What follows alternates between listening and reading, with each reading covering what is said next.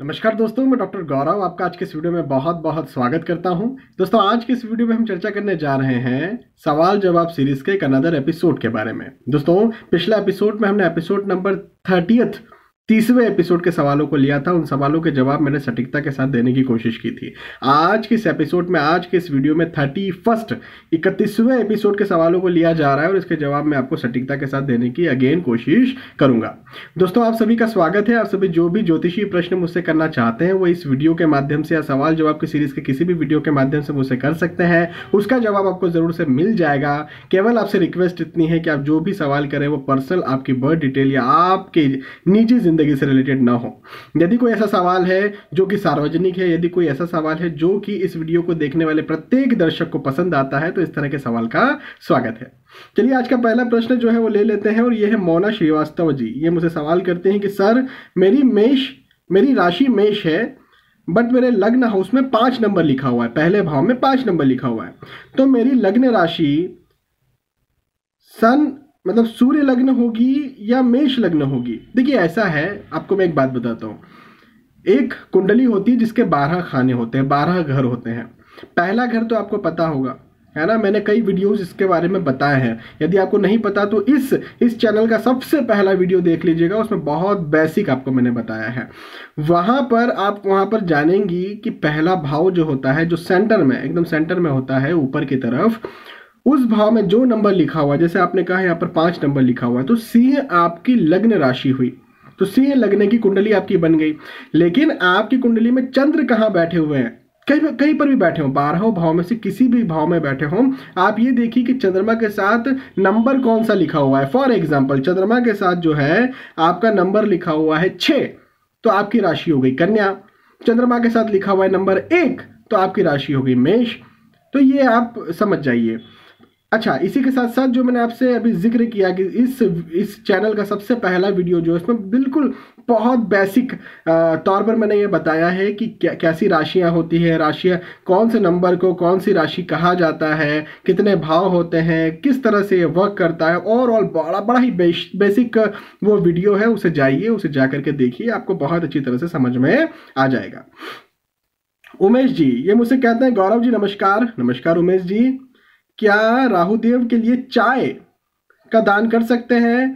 उमेश जी, बहुत अच्छी बात आपने कही। देखिए, ऐसा है कि राहु जो है वो एक मादक ग्रह है। यदि राहु कुंडली में कहीं खराब होते हैं तो इनका दान, इनका डोनेशन किया जाना चाहिए। हमेशा मैं कहता हूं, यदि कोई ग्रह आपकी कुंडली के लिए खराब है तो उसका दान, उस ग्रह से रिलेटेड किसी भी वस्तु का दान आपको करना चाहिए। अब राहु एक मादक ग्रह का मतलब क्या होता है कि नशे वाली चीजें या असामाजिक गतिविधियों में लगने वाली चीजें, उदाहरण के तौर पर शराब हो गई, सिगरेट हो गई, टोबैको हो गई, है ना, या मांस हो गया, या वैश्यावृत्ति हो जाती है, ये सब चीजें। अब इनका दान करने को तो कहेंगे नहीं, ऐसा तो नहीं कहेंगे किसी को जाके शराब पिला दो, किसी को नॉनवेज खिला दो। ये कहना तो गलत बात है, जो कहता है उसी को पाप लग जाएगा। तो फिर एक चाय जो होती है, कॉफी जो होता है, ये भी एक छोटे से तौर पर भले ही लेकिन नशे की चीज है। तो आप जो है चाय का दान जरूर कर सकते हैं। मैं कई बार राहुदेव के उपाय में ये बताता हूँ हर किसी को कि चाय लीजिए, कड़क चाय बनवाइए, या कॉफी भी चलेगी, और वो भैरव बाबा के मंदिर में जाकर के आप रख के आइए किसी भी दिन। जो भी ग्रह मुझे खराब दिखता है, शनिवार या बुधवार या शुक्रवार, वो कुंडली देख करके पता चलता है, तो उस दिन आपको रखने का मैं कहता हूं। तो बिल्कुल बहुत अच्छी बात है, आप चाय किसी को पिला भी सकते हैं, ये भी आपके लिए बहुत अच्छा रहेगा राहुदेव के उपाय में। मिश्री कंवर जी ये मुझसे कहते हैं, गौरव जी नमस्कार। नमस्कार मिश्री जी, धनु लग्न में शनि 11वां भाव में हो, 11th हाउस में हो, यानी कि कुंडली के 11 खाने में हो, तो उसका प्रभाव अच्छा होगा या बुरा? कृपया मार्गदर्शन करें। मिश्री जी, हालांकि मुझे ऐसा लग रहा है कि इस सवाल का जवाब मैं पहले दे चुका हूं, हो सकता है किसी और का वो सवाल हो। देखिए, धनु लग्न की यदि कुंडली बनी, मतलब लग्न पर यदि 9 नंबर लिखा हुआ तो 11th हाउस में 11वें भाव में 7 नंबर होता है। 7 नंबर मतलब कि ये शनिदेव के लिए उच्च राशि हो गई, पहली बात। दूसरी बात कि शनिदेव इस लग्न की कुंडली में धनेश होंगे। धनेश का मतलब होता है सेकेंड हाउस लॉर्ड, द्वितीय भाव के स्वामी। द्वितीय भाव के स्वामी का 11वें भाव या फिर लाभ भाव में आना, ये एक धन योग होता है। धन के स्वामी का लाभ में आकर के बैठ जाना एक धन योग कहलाता है। तो शनिदेव यहाँ पर निसंदेह निश्चित तौर पर धन योग का निर्माण करेंगे, कोई संदेह नहीं। तो धन के दृष्टिकोण से शनिदेव बहुत अच्छे हो गए। लेकिन शनिदेव द्वितीय भाव के स्वामी ही थोड़े ना है, वो तो तृतीय भाव के स्वामी भी है। थर्ड हाउस क्या है? तृतीय भाव है पराक्रम, पराक्रम के साथ साथ पुरुषार्थ, पुरुषार्थ के साथ साथ भागा दौड़ी, ट्रेवल्स, अप डाउन्स, इधर से उधर भाग दौड़ कर रहे हैं, मेहनत कर रहे हैं, कभी कभी फिजूल की मेहनत भी कर रहे हैं। तो ये भी होता है तृतीय भाव। और तृतीय भाव के स्वामी का भी लाभ भाव या फिर इनकम के हाउस पर आना हुआ है, 11th हाउस पर आना हुआ है। तो यदि वो धन दे रहे हैं तो भागा दौड़ी भी देंगे, परिश्रम भी देंगे, ऑब्वियसली पुरुषार्थ भी देंगे, सुबह से लेकर रात तक की मेहनत भी, कड़ी मेहनत भी देंगे। तो यहां पर यह कहा जा सकता है कि व्यक्ति सुबह से लेकर रात तक, इवन आधी रात तक मेहनत करता रहे, लेकिन उसके बदले में उसे चीजें भी मिले जितनी वो चाहता है। तो यहाँ पर शनिदेव गेन भी करवाएंगे, लेकिन मेहनत भी बहुत ज्यादा देंगे। हो सकता है इंसान या उसके परिजन मेहनत से जरूर से परेशान हो जाए, उसके व्यस्तता से बड़े परेशान हो जाए, लेकिन उसको मिलने वाला जो धन लाभ है, प्रतिष्ठा में लाभ है, उससे परेशान नहीं होंगे। इवन उसके लिए शनिदेव को धन्यवाद ही देंगे। मिश्री कंवर जी के बाद नीलम शुक्ला जी मुझसे कहती हैं, बुध शुक्र मंगल की युति 5वें भाव में है, बुध अस्त और मृत अवस्था में है, कोई सरल उपाय बताइए। नीलम जी, ऐसा है कि सबसे पहले तो आपको यह बताना चाहिए या यह देखना चाहिए कि बुध जो है वो कुंडली के लिए अति योगकारक ग्रह या फिर खराब ग्रह। आपने 5वें भाव में तो कह दिया, लेकिन 5वें भाव में कुंडली के लिए मारक ग्रह होकर के बैठे हैं या फिर अच्छे बैठे हैं। आप पहले तो ये देखिए। अब ये कैसे देखेंगे आप? इसे देखने के लिए आप सिंपल एक YouTube पर सर्च कीजिए या फिर इसी चैनल पर VS एस्ट्रोलॉजी चैनल पर ही जाइए, मर्क्यूरी इन 5th हाउस, बुध पंचम भाव में, इस नाम से आपको एक वीडियो मिल जाएगा। उसमें आपको ये पता चल जाएगा कि आपके बुध अच्छे हैं या खराब है। अपनी कुंडली सामने रखिएगा, आपको ये पता चल जाएगा कि बुध आपके अच्छे हैं खराब है। यदि बुध अच्छे हैं तो फिर, और मृत अवस्था में, तो फिर उनका रत्न आपको धारण कर लेना चाहिए। हरी चीजों का सेवन ज्यादा करना चाहिए, हरी चीजों का दान बिल्कुल भी नहीं करना चाहिए। लेकिन यदि बुध आपकी कुंडली के लिए कहीं खराब हो गए, तब तो आपको बुध देव के उपाय करने चाहिए। और उपाय क्या करने चाहिए? तो आपको उपायों का वीडियो भी इसी चैनल पर प्लेलिस्ट में मिल जाएगा। उपाय का प्लेलिस्ट आपको यहाँ पर मिलेगा, आप उसमें जाइएगा और उसमें जाकर के बुध देव का जो उपाय मैंने बताया है वो कर लीजिएगा।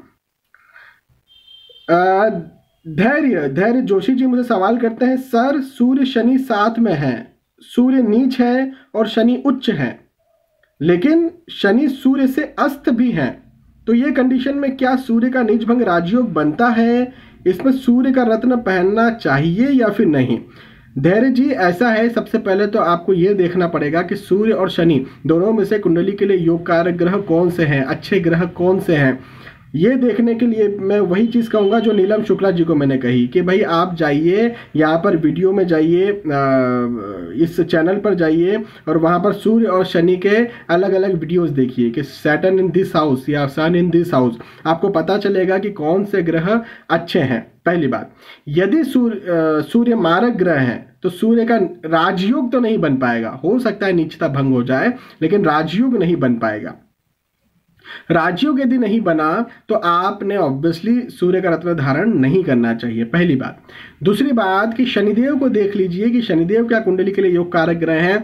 यदि योग कारक ग्रह हैं तो आप शनिदेव का रत्न नीलम जरूर से धारण कर सकते हैं। क्यों? क्योंकि शनिदेव यहाँ पर अस्त हो गए। यदि शनिदेव अस्त हो गए तो इनको पावर जरूर से आपने देना चाहिए, लेकिन सूर्यदेव को पावर देने की जरूरत नहीं है, क्योंकि सूर्यदेव वैसे ही नीच राशि स्थित है। शनिदेव के पास इतना बल ही नहीं है कि वो उनका नीच भंग कर पाए। शनिदेव के पास बल ही नहीं ना, शनिदेव अस्त हो गए तो उनके पास बल कैसे रहा नीचता भंग करने का? तो नीचता भंग करने का यदि बल नहीं है तो वो नीचता को भंग नहीं कर पाएंगे। लेकिन उसके बावजूद भी आप जो हैं वो देखिए, यदि सूर्य कुंडली के लिए कहीं योग कारक ग्रह हैं तो आपको यहाँ पर शनिदेव, स्पेशली शनिदेव के लिए उपाय करना चाहिए, रेमेडी करना चाहिए, और सूर्य देव के लिए भी उपाय और रेमेडी करना चाहिए। सुमंता घोष जी ये मुझसे कहती हैं कि what are the condition for vipreet rajyog if first lord in 6th, 8th and 12th, विपरीत राजयोग वर्क्स और नॉट। देखिए, पहले भाव का स्वामी या फिर लग्नेश यदि 6वें, 8वें या 12वें भाव में जाता है तो विपरीत राजयोग नहीं बन पाता, चाहे वो 6वें, 8वें या 12वें भाव का स्वामी भी क्यों ना हो लग्नेश के साथ साथ, क्योंकि यहां पर दूसरी कंडीशन वर्क करती नहीं। लग्नेश बिगड़ गया ना, मैंने विपरीत राज्यों की वीडियो में ये बताया है कि छठवें, आठवें या 12वें भाव के स्वामी का छठवें, आठवें या 12वें भाव में होना विपरीत राज्यों की पहली कंडीशन है। हो सकता है कि लग्नेश छठवें, आठवें या 12वें भाव का स्वामी होकर के छठवें, आठवें या 12वें भाव में बैठे, जो कि पहली कंडीशन को फुलफिल करे। लेकिन दूसरी कंडीशन मैंने ये बताई है कि आपका लग्नेश भी कहीं ना कहीं अच्छा होना बेहद जरूरी है। अब लग्नेश ही छठवें, आठवें या 12वें भाव में आ गया तो खराब हो गया। तो लग्नेश कभी भी विपरीत राज्यों की स्थिति निर्मित नहीं करता। और ज्यादा जानकारी के लिए आप विपरीत राज्यों का वीडियो देख सकते हैं। आशीष जोशी जी मुझसे सवाल करते हैं, कुछ दोष पे गुरु की दृष्टि होने पर वो कैंसिल होता है, जैसे मंगल दोष, केंद्रुम, ग्रहण दोष एटसेट्रा। अगर कैंसिल हो तो 100% होते हैं, और क्या ये गुरु की डिग्री पे भी डिपेंड करता है या सिर्फ कारक मारक बन के बैठे हों उस पर डिपेंड करता है? Thanks in advance. Ashish ji देखो, सही बात आपने कही कि गुरु की दृष्टि से ये कैंसिल होता है, लेकिन आपको ये भी देखना है कि गुरु योग कारक है या मारक है। कई बार ये भी हो जाता है कि मारक गुरु का दृष्टि पड़ रहा है, मारक गुरु के पास इतना बल ही नहीं है, मारक गुरु खराब हो गए। यदि खराब हो गए, यदि एनिमी प्लैनेट हो गए, यदि कोई दुश्मन हो गया, तो दुश्मन कुछ अच्छा थोड़ी ना करेगा आपके घर के लिए या आपके लिए, तो उसने तो खराब ही करना है। तो वो कभी, पहली बात तो उन दोषों को भंग नहीं कर पाएगा यदि मारक हुआ तो, पहली बात। दूसरी बात कि सही कहा आपने कि डिग्री को भी देखना जरूरी है। आपने डिग्री देखी है, क्या उनके पास इतना बल है कि वो उसको भंग कर पा रहे हैं? यदि गुरु के पास 0 डिग्री है, 1 डिग्री है, 28 डिग्री है, 29 डिग्री, तो उनके पास बल ही नहीं है। यदि बल ही नहीं है तो कैसे भंग करेंगे? अगली बात, चलिए योग कारक ग्रह भी है, लेकिन नीच राशि स्थित हो गए, तीसरे, छठवें, आठवें या 12वें भाव में हो गए, खुद को ही नहीं संभाल पा रहे हैं, वो दूसरा भंग कैसे कर पाएंगे? है ना। तो यहाँ पर गुरु को मारक, कारक, इवन योग कारक भी है, तो क्या अच्छे हैं और डिग्री वाइज कैसे बैठे हुए हैं, ये सब देखना पड़ेगा। और ये देखने के बाद ही आप सही नतीजे पर पहुंच पाएंगे कि कितना वो यहाँ पर उसको सही से उस दोष को भंग करते हैं या नहीं करते हैं। कई बार ऐसा होता है कि इनकी दृष्टियां पड़ती है, गुरु की दृष्टि पड़ जाती है, चंद्र की दृष्टि पड़ जाती है, लेकिन फिर भी मैं कह देता हूँ जातक को कि भैया आपका ये योग बन रहा है। बाद में हालांकि वो मुझसे कहते हैं कि अरे सर आपने तो कहा था कि इसका दृष्टि यहाँ पर पड़ रहा है और आप फिर हमें कह रहे हैं कि इसका योग भंग नहीं हो रहा है। तो फिर मैं उन्हें समझाता हूं कि इस तरह से या तो डिग्री का प्रॉब्लम है या फिर कारक मारक का प्रॉब्लम है। आशीष जी के बाद अनिर्बन मंडल जी मुझे सवाल करते हैं, 7th हाउस लॉर्ड का 1st to 12th हाउस में होने से जीवन साथी कैसा होगा, इस विषय में एक वीडियो बनाए।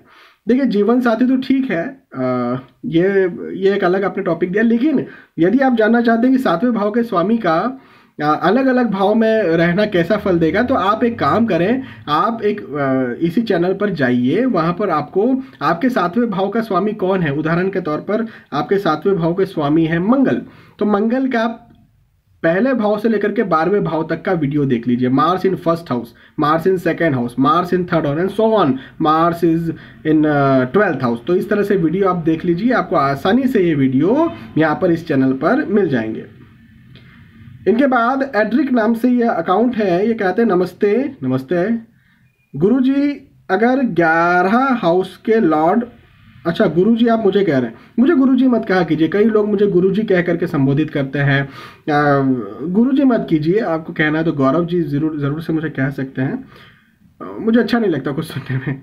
चलिए, अगर 11th हाउस के लॉर्ड 12th में और 12th के लॉर्ड 11th में हो और वो वही मून और मर्क्यूरी का टायु, इनकम और लॉस क्या हो सकता है? अच्छा ठीक है, इन्होंने कुछ लिखा है वो एग्जैक्टली समझ में नहीं आ रहा, लेकिन ये इनकम के हाउस का लॉस वगैरह पूछना चाह रहे हैं। चलिए मैं बता देता हूँ अपनी तरफ से, क्या है 11वें भाव का स्वामी 12वें भाव में, और 12वें भाव का स्वामी 11वें भाव में यदि आ जाता है तो 11th हाउस क्या है, इनकम, आय, जो भी गेनिंग होती है, और 12th हाउस क्या है, जाना, लॉस, खर्चा, जो भी जाता है। 11 भाव है आने का दरवाजा, 12वां भाव है जाने का दरवाजा। तो इधर 100 रुपए की इनकम आपको यदि होती है तो वो 12वें भाव में जाकर के बैठने से या राशि परिवर्तन कर लेने से वो 100 रुपए की इनकम पूरी की पूरी चली जाएगी, मतलब आपके पास बचत 0 होगी। इवन ये भी हो सकता है कि 100 रुपया और 110 रुपया जाए।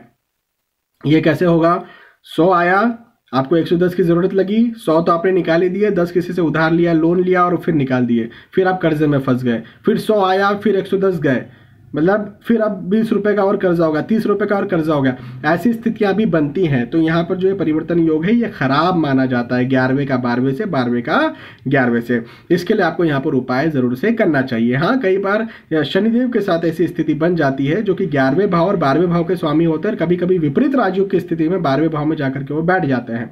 शनिदेव यहाँ पर बहुत अच्छा अपना फल देंगे यदि विपरीत राजयोग की स्थिति में वो बैठ गए। लेकिन उसके अलावा नॉर्मली ये जो स्थिति है शनिदेव की स्थिति ये बहुत कम बन पाती है। तो ये कंडीशन जो होती है ये खराब ही होती है, इसके लिए उपाय करना चाहिए। ज्योत्सना जी मुझसे सवाल करती है, सर 12th हाउस में सिंह राशि में सूर्य से मंगल अस्त है कन्या लग्न में। इनके कहने का मतलब है कि 12वें भाव में मंगल बैठे हुए हैं। सीधा सा कहने का मतलब है 12वें भाव में मंगल बैठे हैं, ये विपरीत राजयोग बना रहे हैं। मंगल 12वें भाव में बैठ करके विपरीत राजयोग बना रहे हैं, साथ में मांगलिक योग को कैंसिल भी कर रहे हैं। ये बोल रहे हैं कि मांगलिक योग कैंसिल भी हो रहा है, किसी तरह से इन्होंने दृष्टि वगैरह कुछ संबंध वगैरह देखे होंगे। तो 12वें भाव में मंगल बैठा है जो कि विपरीत राजयोग बना रहा है और मांगलिक योग कैंसिल भी हो रहा है, लेकिन वह अस्त है। तो क्या करना चाहिए? मंगल का उपाय करते हैं तो विपरीत राजयोग जिंदा हो जाता है और मांगलिक योग भी बढ़ जाता है। बड़ी दुविधा है, प्लीज कोई समाधान बताएं, बड़ी कृपा होगी। देखिए ऐसा है ज्योत्सना जी, उपाय का मतलब ये हो सकता है कि आप ये कह रही हैं कि रत्न वाला उपाय की आप शायद बात कर रही हैं, क्योंकि रत्न पहनेंगे तो विपरीत राजयोग जो है वो प्रबलता के साथ अपने फल देगा, लेकिन मांगलिक दोष जो है वो निर्मित हो सकता है। लेकिन आपने अभी तो कहा कि मांगलिक योग कैंसिल हो रहा है। खैर, हो सकता है लिखने में कोई गड़बड़ी आपकी हो गई होगी। देखिए ऐसा है कि यदि मांगलिक दोष बन भी रहा है 12th हाउस में या फिर विपरीत राजयोग भी बन रहा है, तो पहली बात तो ये कि आप ये देखिए कि मांगलिक जो दोष है, मांगलिक योग है, वो क्या प्रॉब्लम दे सकता है। मांगलिक दोष, मांगलिक योग सिर्फ और सिर्फ वैवाहिक जीवन को लेकर के प्रॉब्लम देता है। यदि शादी हो चुकी है, यदि अच्छे से शादी हो चुकी है, यदि वैवाहिक जीवन अच्छा चल रहा है, तो मांगलिक दोष का बहुत ज़्यादा टेंशन लोड लेने की ज़रूरत है नहीं, पहली बात। दूसरी बात कि एक और प्रॉब्लम हो सकती है कि मांगलिक यदि कोई व्यक्ति होता है, वो यदि मंगल का रत्न मूंगा पहन लेता है तो शॉर्ट टेम्पर्ड या उसका टेम्पर या गुस्सा ये बढ़ सकता है। तो ये दो एक वजह हो सकती है, या तो शादी न हुई हो, है ना, तो मंगल का रत्न पहनने से शादी में डिले हो सकता है, या शादी में कोई प्रॉब्लम आ रही हो तो मांगलिक व्यक्ति को मंगल का रत्न नहीं पहनना चाहिए, है ना। तो ये 2-3 प्रॉब्लम्स यहाँ पर आ सकती है सामने। लेकिन अब एक आइडियल कंडीशन मानते हैं कि भाई शादी हो चुकी है, शादी में कोई समस्या नहीं है, साथ ही साथ टेम्पर्ड को जो है या गुस्से को जो है मानसिक तौर पर काबू कर सकते हैं। तो यदि आपको लगता है कि भाई मंगल विपरीत राजयोग बना रहा है तो बिल्कुल से इसका रत्न पहन लीजिए, कोई दिक्कत नहीं है। विपरीत राजयोग का ये जो है निर्माण बहुत अच्छी तरह से कर देगा, तो टेंशन लेने का बात ही नहीं है। आज इनका शादी नहीं हुआ या जो साइकोलॉजिकली अपने टेम्पर को कंट्रोल नहीं करते, उन्होंने मंगल का रत्न मूंगा नहीं पहनना चाहिए।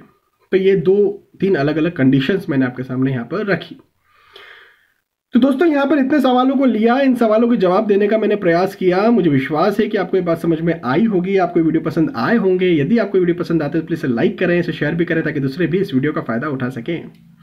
दोस्तों आपने वीडियो देखा, आपका बहुत बहुत धन्यवाद। आने वाले एपिसोड्स में, आने वाले वीडियोज़ में फिर मिलेंगे, तब तक के लिए आपसे विदा चाहूँगा। नमस्कार।